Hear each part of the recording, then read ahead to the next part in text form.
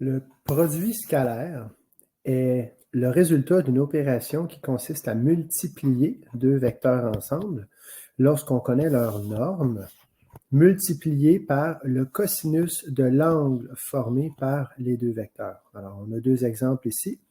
J'ai un vecteur V avec une norme de 9 et un vecteur E avec une norme de 8. Et l'origine des deux vecteurs coïncide et forment un angle, les deux forment un angle de 40 degrés.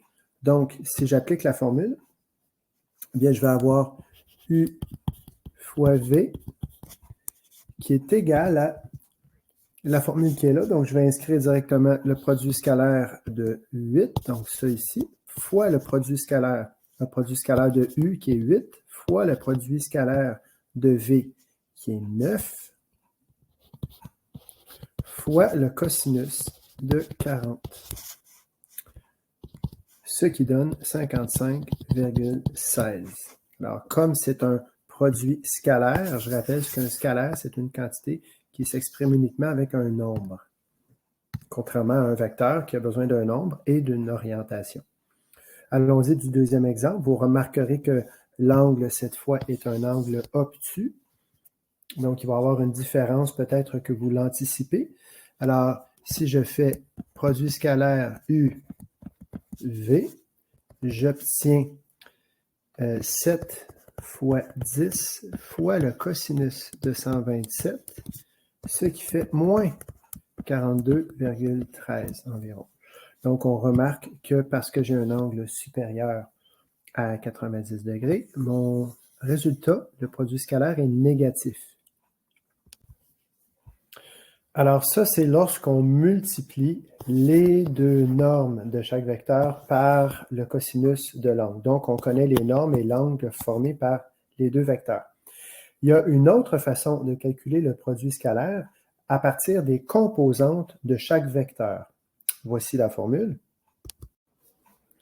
Alors, si on a le vecteur U dont les composantes sont A1, B1 et le vecteur V dont les composantes sont A2, B2, eh bien, le produit scalaire de U et V s'obtient en multipliant les deux composantes horizontales, A1 fois A2, on multiplie les deux, et on additionne le produit des deux composantes verticales, B1, B2. Donc, tout simplement, voici un exemple.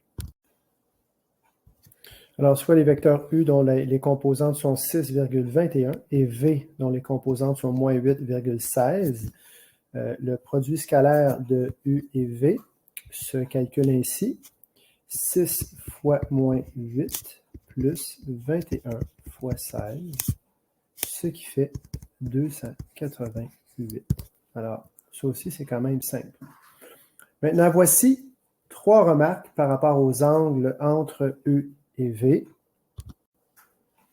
D'abord, si l'angle, lorsque les vecteurs coïncident évidemment, là, ça veut dire qu'ils partent du même point. Donc, si l'angle formé par les deux est obtus, à ce moment-là, le produit scalaire sera négatif, donc inférieur à 0. Si l'angle est aigu, le produit scalaire, c'est ici, le produit scalaire sera supérieur à 0.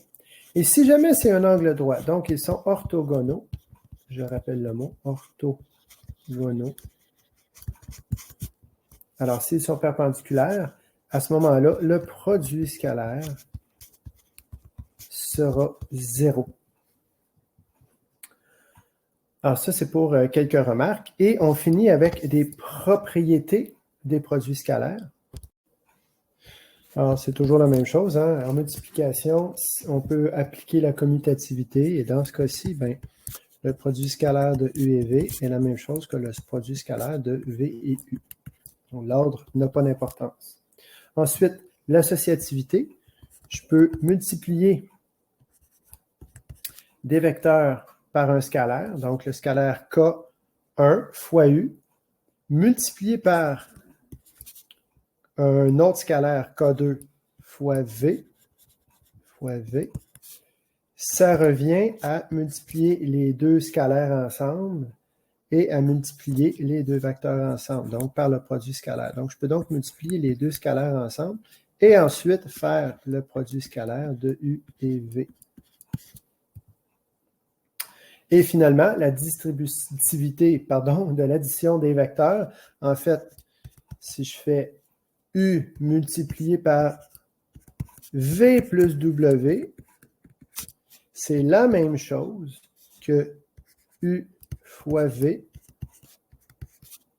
plus U fois W. Donc, le produit scalaire de UV plus le produit scalaire de W parce que j'en ai fait la distributivité. Voilà qui conclut le produit scalaire